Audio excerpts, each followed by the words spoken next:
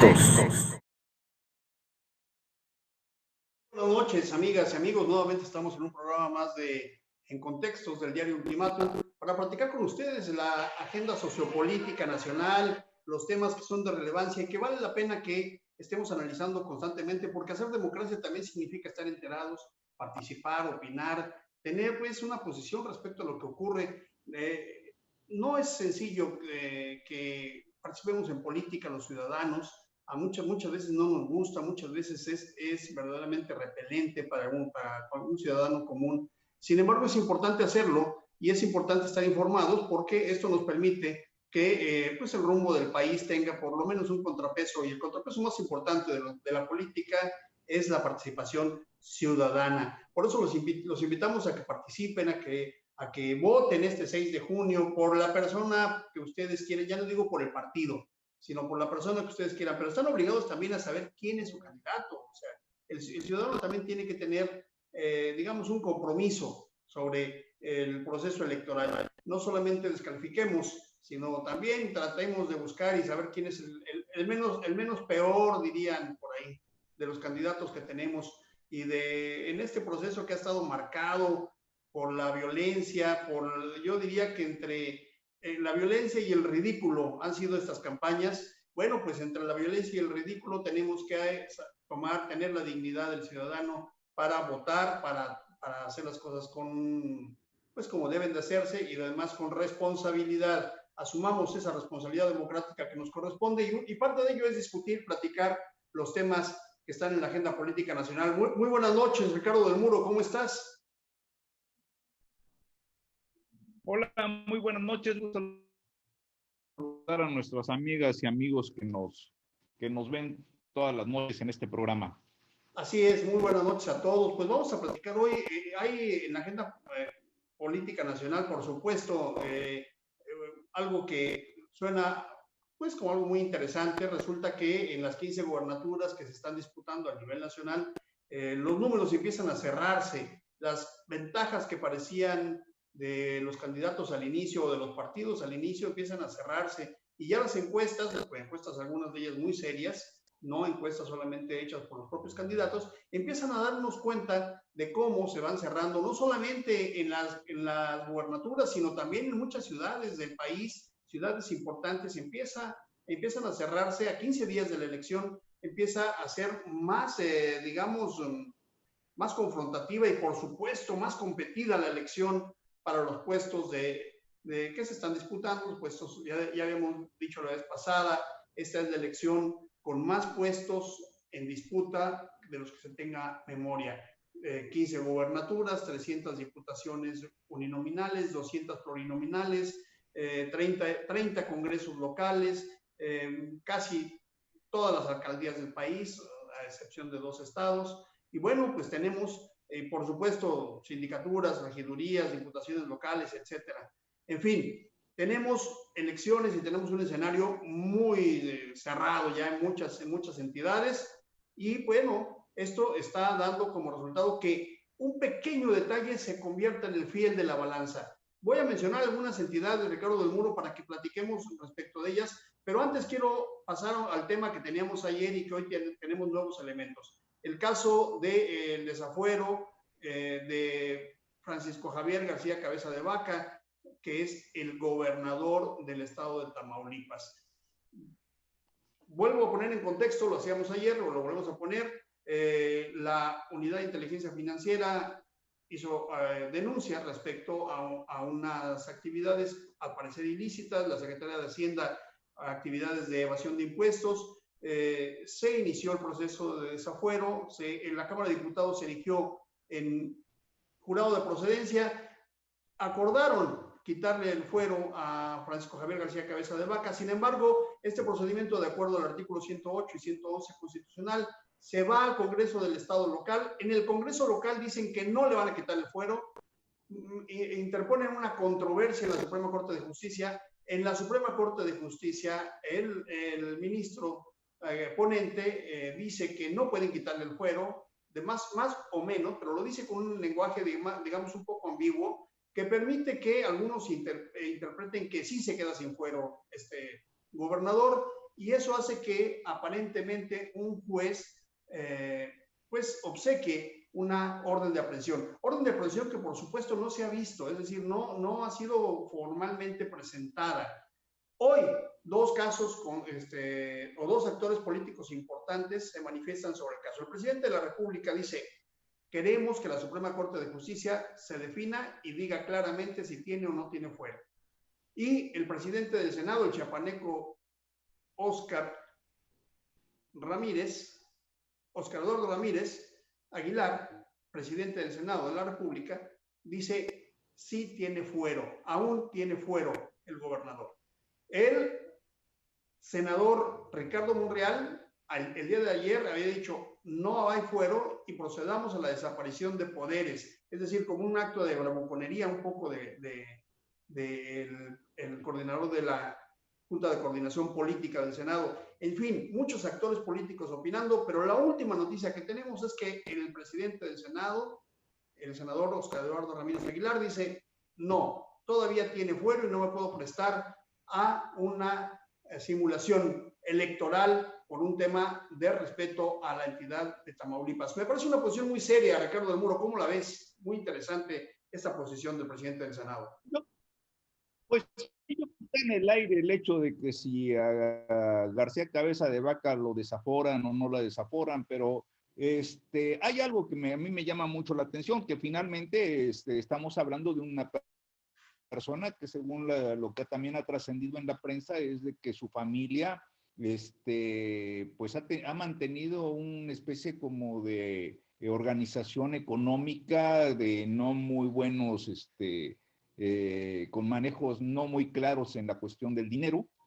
Ahí está en el aire la famosa acusación por parte de Estados Unidos, y entonces, pues de una persona que se le está investigando por enriquecimiento inexplicable, claro, a partir de lo de la compra del condominio, pero eso no es más que, digamos, de la punta del iceberg. Están saliendo ya más informaciones respecto a los negocios que tiene García Cabeza de Vaca en Tamaulipas, pues se está convirtiendo lo están convirtiendo en mártir, ¿no? Entonces, el mártir o en víctima o en el bueno o en el malo o en el punto de confrontación, pero este tema que va pasado de lo jurídico a lo político está marcando gran parte de la contienda electoral, ¿no crees, Ricardo del Muro? Pues puede ser. O sea, yo creo que hay una situación de que, al menos lo he estado escuchando, de que algunos de los más fuertes críticos del actual gobierno de López Obrador no pueden explicarse por qué las encuestas a nivel general siguen dándole no las cifras aplastantes del pasado reciente a Morena, pero sí le siguen dando una buena ventaja, y entonces como que eso no se explica, ¿no? Por supuesto, sale a colación el hecho de que las encuestas fallan, de que las encuestas no están funcionando, pero lo que sí es una realidad es de que, pues al menos con toda la campaña de crítica intermitente contra el gobierno del presidente López Obrador, permanente en los 2 últimos años, pues el daño no ha sido, o sea, se ha causado daño, se ha causado molestia en un gran sector de la población, pero no la disminución drástica que pensaban originalmente sus Pero opositores. Ricardo Muro, Por lo demás, a mí me parece eso bastante relativo, porque déjame decirte que estuve revisando números y en las elecciones intermedias, en las últimos cuatro presidencias, es decir, en los últimos 4 periodos presidenciales, Andrés Manuel López Obrador está intermedio, es decir, Fox llegó con una popularidad del 67%. Luego Calderón llegó con una popularidad del 63%. Enrique Peña Nieto sí estaba abajo en su popularidad, llegó con una popularidad de menos del 40%. y Andrés Manuel López Obrador llega con una popularidad del 58 y algunas encuestas dicen del 60%, es decir, llega con una popularidad menor que Felipe Calderón y que Fox. Así es que no es para echar las campanas al vuelo. Tan no es así que yo creo que el primero que lo tiene claro es el propio presidente de la República, que se nota nervioso, que se está metiendo a las campañas. Digo, él mismo lo está diciendo, no lo estamos acusando, él mismo lo ha estado diciendo. Es decir, no echar las campanas al vuelo. Y otro factor que ahorita te voy a comentar, Ricardo del Muro.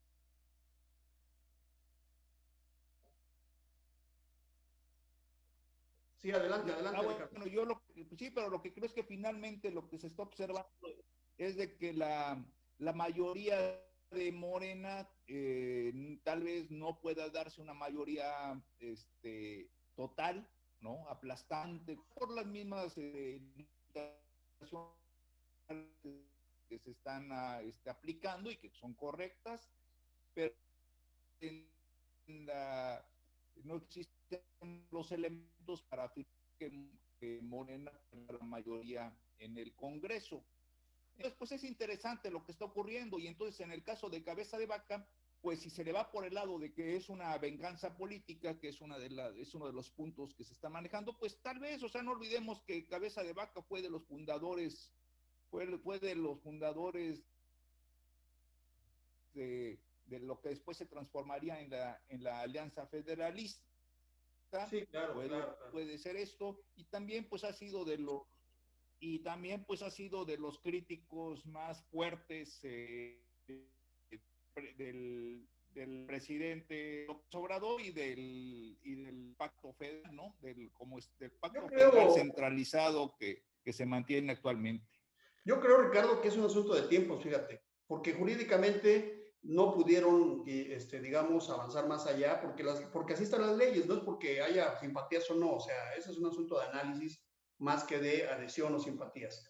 No pudieron avanzar más allá, el fuero, por supuesto que sí, porque tuvieron la mayoría en el Congreso, sin embargo, ya en el momento de, digamos, de destituirlo del puesto de gobernador, pues no se puede avanzar, porque el mismo hecho que Ricardo Monreal esté hablando de la desaparición de poderes, a mí me parece que ya es una agresión no solamente al gobernador, sino a toda la clase política local, y eso se hace solamente en un acto pues, desesperado. Me parece más bien como un acto desesperado, o un acto queriendo quedar bien con el presidente, pero me parece que no es el adecuado. Sin embargo, hoy el presidente del Senado dice no, aún conserva el fuero y más vale no adelantarse. Y yo creo que ya de aquí a las elecciones no va a pasar gran cosa respecto con García Cabeza de Vaca. Sin embargo, lo que sí está ocurriendo, y nos vamos al siguiente tema, Ricardo del Muro, es en otros estados. En Sonora se están moviendo las fichas de manera, digamos, inesperadas para algunos. Hago un contexto muy rápidamente, empieza Alfonso Durazo con una mayoría, Ernesto Gándara Camú, el famoso Borrego, ha sido un funcionario local durante mucho tiempo y senador también por el estado de Sonora, va, digamos, pisándole los talones durante mucho tiempo. Sin embargo, hay tres sucesos que quiero señalar que pueden cambiar las tendencias y por lo tanto los resultados en el estado de Sonora.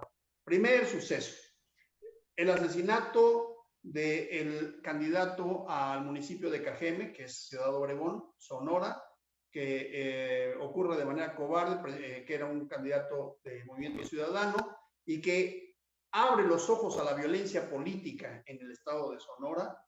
Me parece que ese es un acto vil, cobarde, pero que además políticamente se traduce en una situación que no se esperaba, digamos, por la tendencia electoral. Dos, a partir de ese proceso, o más bien a partir de ese acto, Ricardo Burs, candidato de Movimiento Ciudadano a la gubernatura, con un porcentaje aproximado entre 10 y 12% que había logrado, declara su adhesión al candidato de la alianza PAN-PRD, que es justamente Gándara Camú, Ernesto Gándara Camú. Y tres, la empresa Latinus saca una investigación donde se denuncia a Alfonso Durazo con posesiones, digamos, de propiedades muy parecido a lo que hicieron con Cabeza de Vaca, pero creo que son un poco más de propiedades, y esto yo creo que puede ser el fiel de la balanza a 15 días de las elecciones en Sonora. ¿Cómo ves, Ricardo del Muro?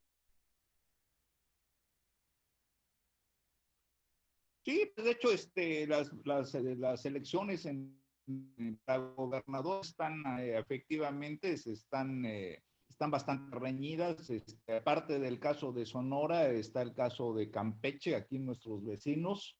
Ahí prácticamente ahorita hay un empate técnico, podríamos decir, entre los tres candidatos, ¿no? Laida Sansores anda por el 34% de las preferencias. Laida Sansores es la candidata de Morena, ¿no? Hija del viejo cacique El negro Sansores, le decían. de Sansores Pérez. Sí, el negro Sansores Pérez. El negro Sansores Pérez trae 34%, de una memoria ciudadano Eliseo Fernández, de una memoria política muy parecida a su apodo, ¿eh? Sí.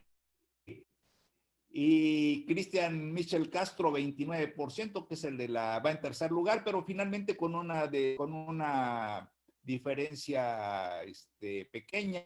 Sinaloa también hay una diferencia, hay una cercanía están muy cercanos los candidatos de Morena, de la Alianza Morena, creo que ahí también va Morena con PT y la alianza de PRI, PAN, PRD. Estrechan los márgenes, ¿no? Por el estilo también muy, muy estrechos los márgenes. Y por supuesto, pues esto es parte de la polarización que estamos observando. Bueno, y sobre todo yo creo que ese es es algo que las elecciones van a tener participación y se están volviendo más intensas en los estados en donde va a haber cambio de gobernador.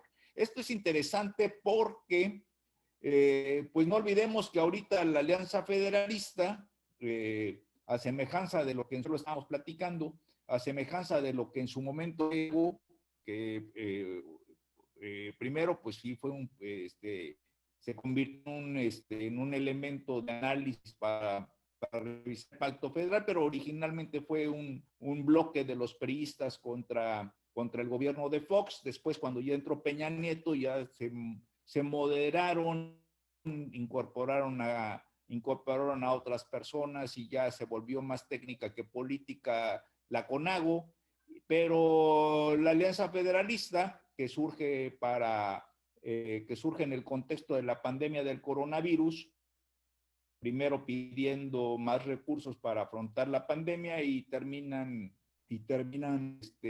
nuevamente la revisión del pacto federal y criticando que la vieja crítica de los estados norteños de que a los del sur. Pero no debe extrañarnos que los políticos hagan política, o sea, es natural, es normal y van a aliarse en el contexto que les convenga y se van a separar también en el contexto que no les convenga. Es decir, el pragmatismo en la política es algo que está presente siempre, aquí y en todos lados. O sea, no debe extrañarnos eso. Lo que debe, digamos, de ser criticado por parte del ciudadano es que no que se unan y no que hagan alianzas, sino que no den resultados. El problema son los resultados. Para el ciudadano lo que nos debe de interesar son los resultados. ¿Quién ha dado resultados para que puedas votar por él? ¿Quién es el candidato que puede generar mejores expectativas de crecimiento para tu ciudad, para tu estado?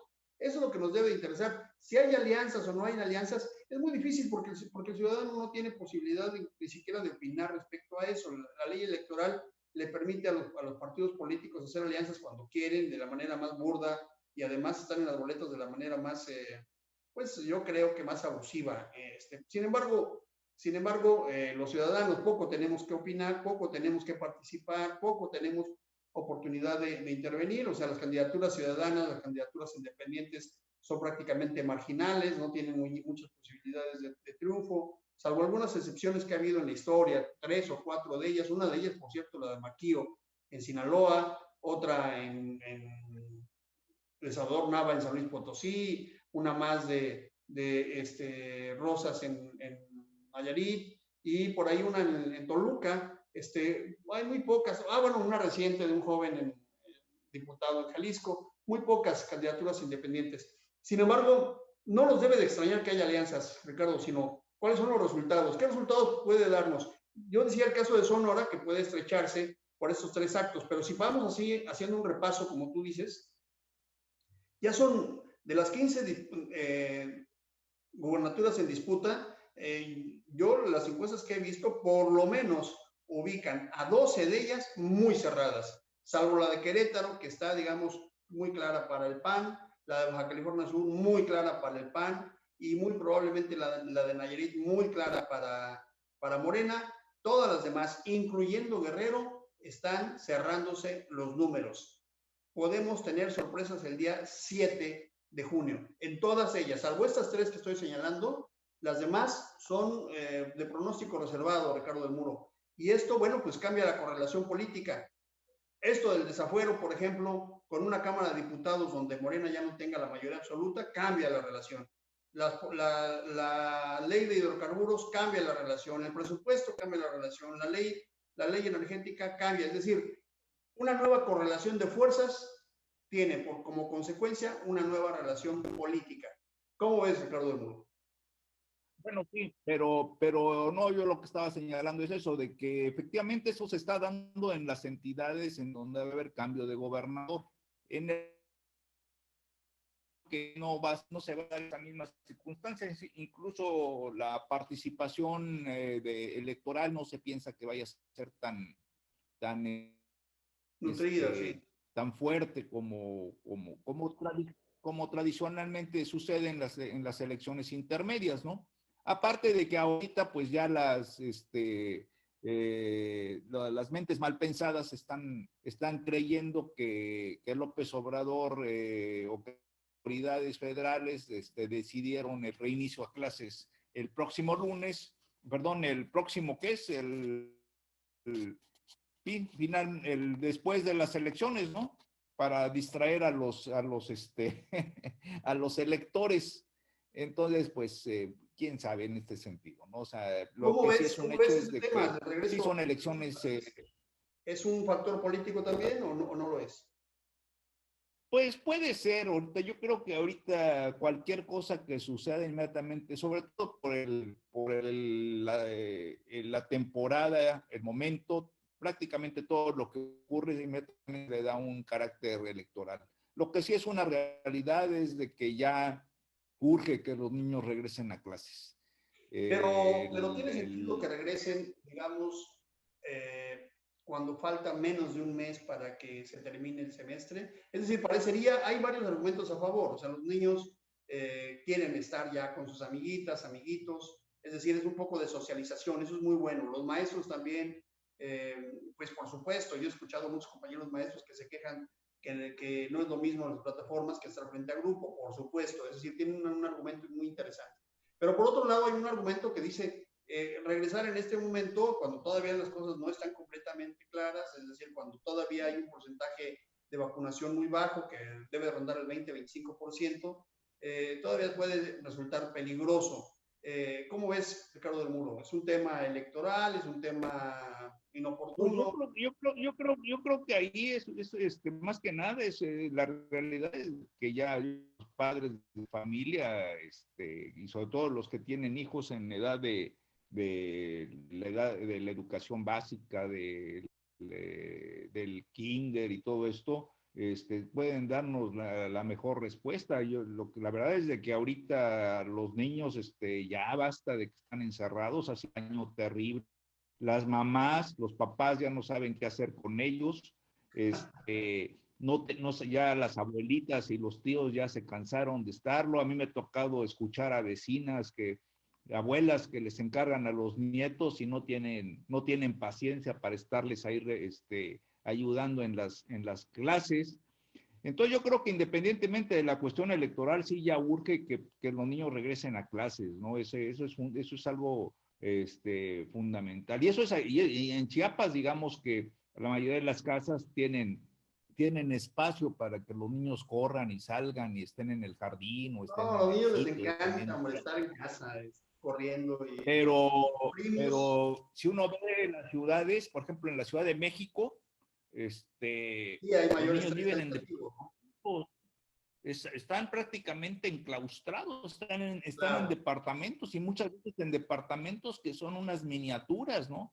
cierto, Entonces, cierto. sí es un tema que sí se necesita que ya regresen, desde mi punto de vista, pero ahí Ricardo yo del creo que las Muro, mamás lo deben de pensar. Ricardo del Muro, un tema relacionado con la educación y con la política es la manifestación de los alumnos de la Escuela Rural Mactumaxá que fueron retenidos, llevados al reclusorio y hoy han sido consignados a la MATE. 95, tengo entendido, 95, 96. Está generando un problema, digamos, de percepción y es un problema también que tiene que ver con cómo se ha manejado el gobierno históricamente, el gobierno de Chiapas, frente a digamos, factotum de poder que ha sido el sindicato de maestros y que tiene en la rural Mactumaxá, pues a sus bases, a la creación de sus bases sociales, ¿no? Prácticamente así está. Pero hoy la secretaria de Gobernación, Olga Sánchez Cordero, dijo que está negociando con el gobierno del estado de Chiapas para que cambien las medidas cautelares. Es decir, las medidas cautelares que pueden ser muchas, que entre ellas puede ser, por ejemplo, de que se queden en su casa, que se llama arraigo, o el que se queden, el no acercarse a cierto lugar, o el estar detenido, o sencillamente una multa. Hay muchas medidas cautelares. ¿Cómo ves, Ricardo del Muro, este tema de la Mactumaxá? Pues ahí sí se mezclan muchos intereses, ¿no? O sea, definitivamente la acción que toma el gobierno de detener a un grupo de los manifestantes, sobre todo los que habían secuestrado la caseta, que habían secuestrado autobuses de pasajeros y de carga, que habían robado materiales, que habían causado destrozos, que les encuentran un cargamento de cohetones, bombas molotov caseras, ya era justo de que se actuara en esa forma. Yo creo que era necesario. Eh, Creo que ahorita como están ocurriendo las cosas, están obligando a que el Estado nuevamente, y no solamente en Chiapas, sino que yo creo que a nivel del país y a nivel internacional incluso, se debe de empezar a legislar en torno al vandalismo, ¿no?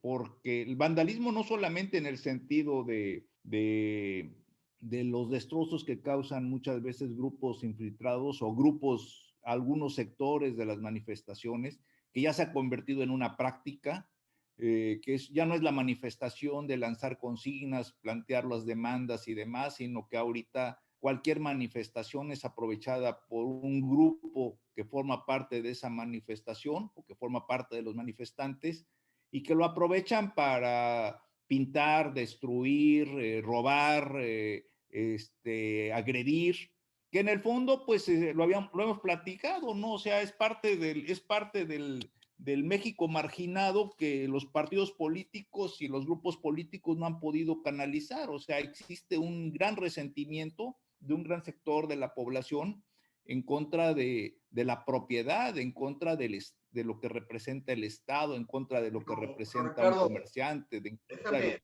lo déjame. entonces, voy para un segundo nada más.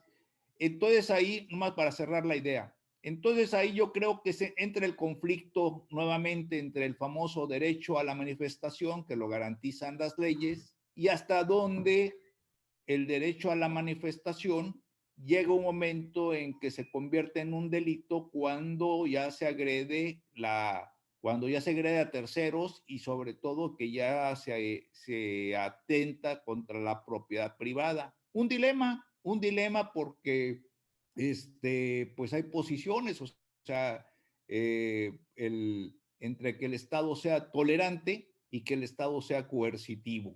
Pero si el Estado no actúa, pues no sé cuando algún día que agarren y pongan una bomba en Palacio Nacional o en Palacio de Gobierno, entonces ya van a actuar.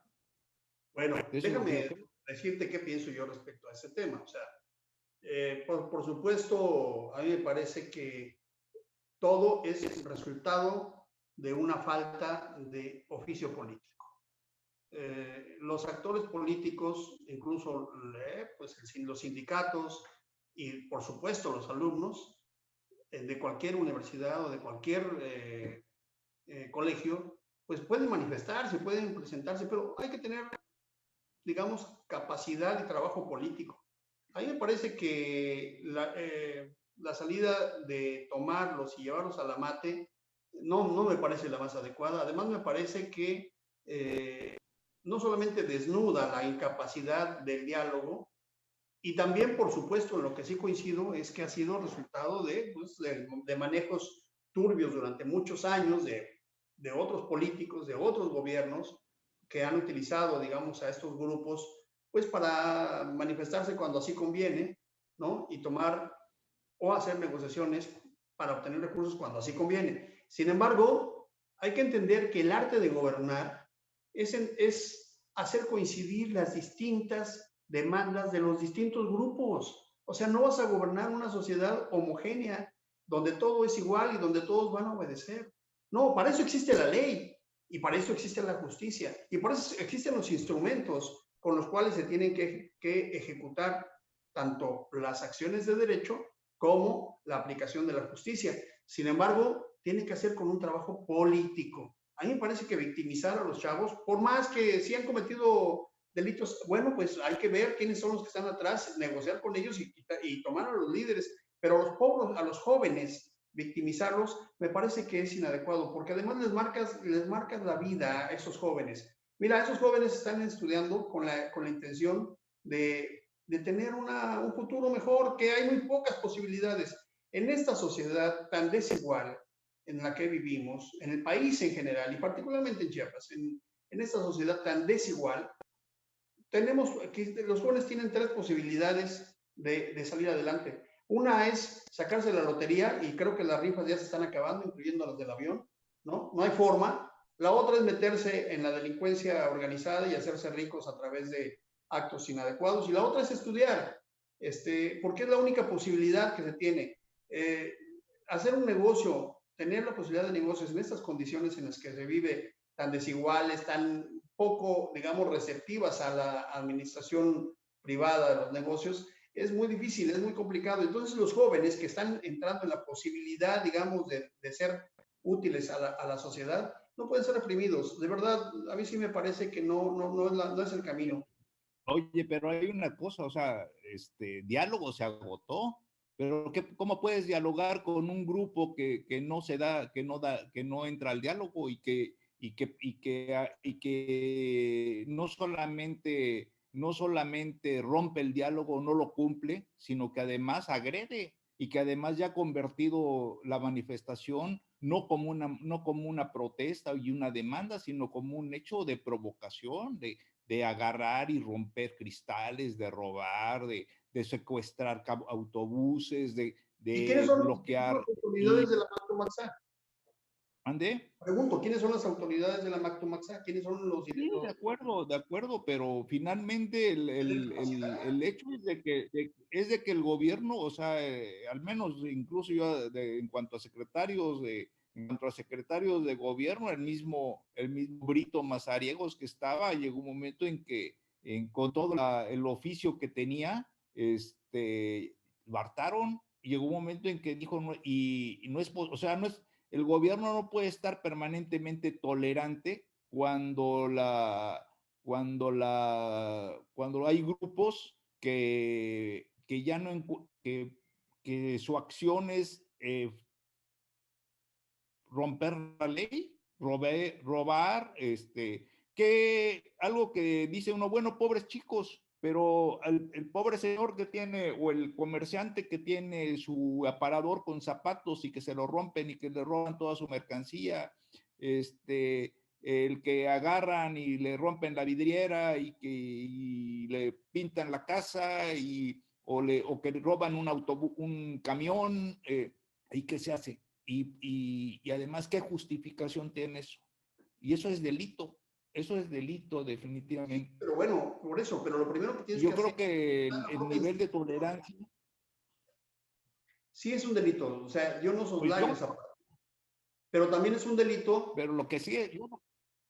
por ejemplo, tomar a jóvenes violando sus derechos humanos, o sea, hay que conservar justamente esta delgada línea que está entre aplicar el monopolio de la fuerza que tiene el Estado y hacerlo dentro de los causas de derecho. Eso se llama política, eso se llama ser sensible, se llama tener capacidades de negociación y de diálogo. Y ahí me parece que se deja crecer primero al fenómeno y luego, como no se puede controlar adecuadamente, pues se cometen estas barbaridades que mira que políticamente tienen resultados negativos, o sea, hay que verlo incluso así. Es decir, el hecho que la propia Secretaría de Gobernación, la secretaria en persona, se esté metiendo a atender el tema de estos jóvenes, pues habla de pues, de un saldo político negativo. Me parece que no es adecuado que lleguen hasta allá este tipo de fenómenos, este tipo de casos. Y además, por supuesto que los jóvenes no deben estar presos. Una sociedad, cualquiera que ésta sea, en México, en la Ciudad de México, en Chiapas, en Nuevo León, donde sea, que apresa a sus jóvenes estudiantes, es una sociedad que no aprecia el futuro. Yo lo veo desde esa perspectiva. Yo creo que no es adecuado tratar hacia los jóvenes. Bueno, y podemos hablar de un joven estudiante, aquel que anda enmascarado, lanzando cohetes, lanzando bombas Molotov, provocando a la policía, rompiendo y robando. ¿Ese es un No, no, estudiante? no, no. Eso, o sea, eso es tipificar y digamos que Ese es un vándalo. caracterizar Pues sí, como es delincuentes a los estudiantes. un No, joven vándalo. también son estudiantes que están solicitando y están haciendo, digamos, una serie de manifestaciones previas que deben de ser atendidas desde el principio, desde la escuela, desde la organización de la propia escuela. Está mal organizada, está mal dirigida y me parece que se le han consentido muchas cosas desde adentro de la propia institución. Cuando ya salen a manifestarse, cuando ya están en la calle, me parece que ahí fallaron las autoridades universitarias en este caso normales, de la normal, o sea, me parece que Pero mira, de la institución. el otro día lo dijo Zavala. Una de las acciones, de las mejores acciones que tomó Pablo Salazar en su momento fue cerrar la Mactumatza. Y yo creo que como están las cosas, o sea, porque las acciones de los alumnos, en lugar de enaltecer a las escuelas normales, nos hacen pensar que ya, que son foco de conflicto. Pero Porque eso no va a ocurrir. Te voy a decir por qué no va a ocurrir. Porque las normales son un sistema a nivel nacional. Hay normales en Hidalgo. Han cerrado varias. Cerraron la de Hidalgo, la del Meche. Cerraron una en Guerrero, no recuerdo el nombre. Pero esta de Ayotzinapa, por ejemplo, es otra normal. Hay varias normales. La historia de las normales viene desde el tiempo de Porfirio Díaz como una forma, digamos, de tener maestros para el campo, básicamente, para una sociedad que era 95% analfabeta. Han hecho un papel histórico interesante, no se trata hoy de desaparecerlas. Me parece no, que hay que cambiar el modelo, ¿sí? Estoy de acuerdo que hay que cambiar el modelo y hay que hacer mucho trabajo, sentarse con ellos 1, 2, 3 o 4 años, porque los modelos educativos no se cambian de la noche a la mañana. De bueno, verdad. es que aquí se han aventado, yo lo que sé es que se han aventado juntas de 9 horas sin levantarse. Pues sí, pues si eres un funcionario y te pagan por eso, habiéndote reuniones de 12 horas, no de 9, o sea, sí, lo que sea necesario. Y se establecen acuerdos y después esos acuerdos se violan. Porque finalmente el objetivo de los líderes es precisamente eso, victimizar a los jóvenes. Bueno, pero Y es que como ahí hemos... hay otro efecto mórbido, que son otros actores, ¿no? Que están Claro. utilizando a los jóvenes. Esa es otra cosa. Yo Ahora, estoy de lo los que hay que ver es jóvenes. de este grupo, yo creo que sería bueno que la autoridad de los 95 que capturaron, o de que a los 95 que apresaron, porque los agarraron en situaciones delictivas, Hay hasta menores pues de edad. sí, por eso que investiguen bien quiénes forman parte de la borregada, que ahí llegaron por diferentes cuestiones y detectar a los líderes y sobre todo ver quién está atrás, ¿no? O sea, quién maneja estos grupos, quiénes le pagan, qué intereses hay. Es un tema interesante porque sí, definitivamente no es, cada manifestación es el mismo fenómeno, es un fenómeno, digamos, de la gente en chiquito, ¿no? O sea, no son las demandas legítimas del No, es una base magisterio, social política, son, lo sabemos. son intereses, y sobre todo son intereses muy bastardos y muy turbios.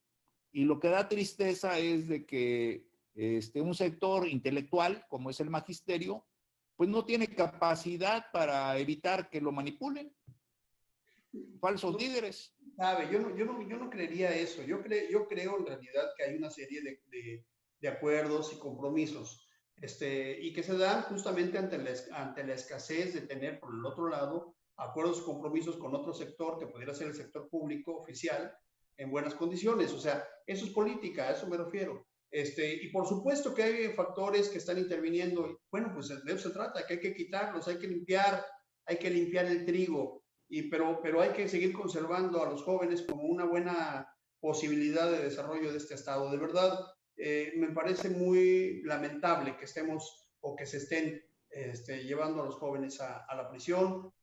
Sí, no peco de inocente diciendo que son jóvenes que se manifiestan espontáneamente. No. Sabemos que es un fenómeno complejo, muy complejo, que es un fenómeno histórico, sí, que viene de tiempo atrás, que hay muchos actores interviniendo, sí, y que además es contextual, que se manifiestan en el proceso electoral, también lo sabemos, y que también es contextual respecto a las demandas del magisterio, también lo sabemos.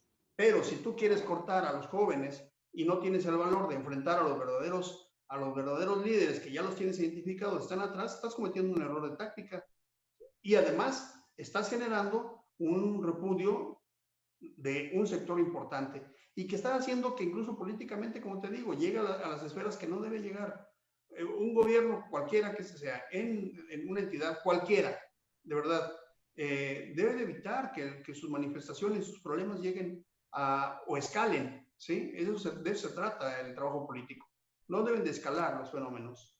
Los fenómenos políticos deben de administrarse, corregirse, solucionarse, pero nunca engrandecerse. En fin, son ideas, son posiciones, no la compartimos, mi querido amigo Ricardo del Muro, pero sé que compartimos el interés por tener un Chiapas mejor, eso sí, y por supuesto que también creo que no estás en contra de la juventud, tampoco estoy diciendo eso. Sí creo que debe de haber otra estrategia, eso sí lo creo, y creo que en eso estaríamos de acuerdo, mi querido Ricardo, ¿no? ¿Cómo ves? Sí, yo creo que es eso, pero sí, definitivamente el problema es, creo que sí se deben de tomar acción, o sea, se debe de buscar alguna solución contra el vandalismo, porque no, no solo a contra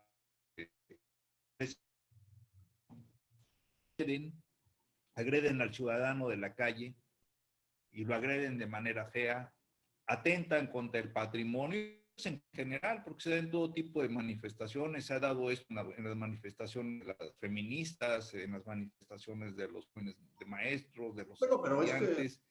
Entonces, esos llamados anarquistas, entonces, pues ahí sí la autoridad, en el afán de tolerar la libre manifestación, de aceptarla, que es válido, no, se queda de brazos cruzados y deja a la ciudadanía inerme. O sea, si yo en un momento determinado las manifestaciones son tengo resultado, sí, pero pero las manifestaciones son resultado no atacan al gobierno. que no existen los diálogos o son De ineficientes. acuerdo, yo no, pero yo lo que voy es el ciudadano. O sea, yo ciudadano, clase media, comerciante, que tengo un establecimiento en la Avenida Central, ¿qué hago si una turba que esté defendiendo lo que tú quieras llega, me rompe los cristales, me roba la mercancía? ¿Qué hago? ¿Y No, no. a eso qué se le llama? Por supuesto que eso no es aceptable y no estamos de acuerdo en eso. Pero cuando la sociedad se manifiesta fuera de los cauces legales y los cauces de derecho es porque algo está funcionando mal en el sistema, ya sea en el sistema económico, en el sistema social o en el sistema político. Ya vimos lo que pasó con el candidato de Morena Pero tú eres, por ejemplo, tú eres un defensor de la ley. O sea, siempre te has manifestado. Entonces, lo que se hace es aplicar la ley. O sea, una persona que por supuesto, con los instrumentos de la ley, privada, pero los instrumentos de la ley son amplios, no son limitados. Lo mismo que si yo llego a demandar algo llego a demandar algo, a platicar, a que llegue y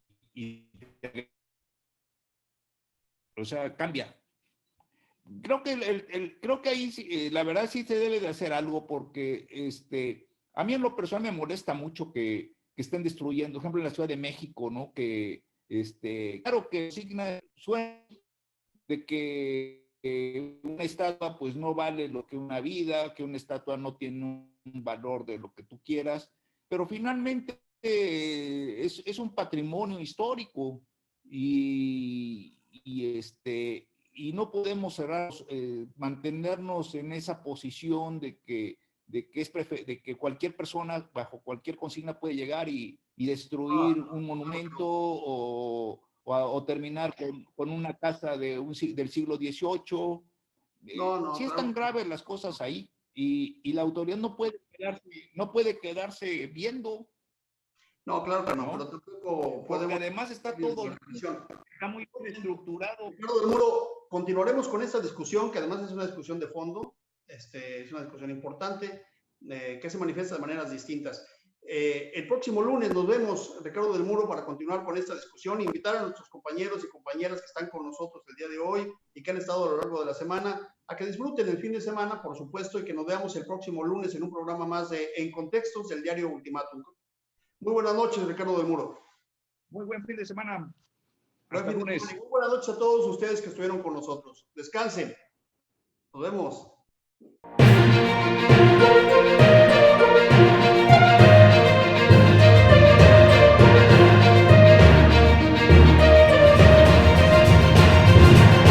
Contextos.